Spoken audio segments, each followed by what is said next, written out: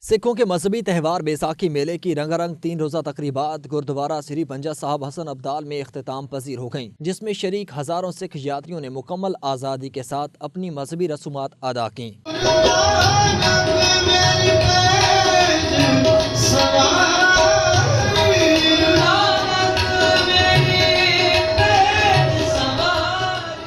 بیساکھی میلے کی مرکزی تقریب میں پاکستان کی جانب سے جذبہ خیر سگالی کے تحت وفاقی وزیر خارجہ آصف بطور مہمان خصوصی شریک ہوئے۔ ان کا کہنا تھا کہ غیر ملکی یاتریوں کی میزبانی ان کے لیے باعث فخر ہے۔ تقریباً 35,000 سکھ برادری کے لوگ یہاں پہ آئے ہیں، ہمارے لیے یہ فخر کی بات ہے کہ ہم ان کی میزبانی کر رہے ہیں۔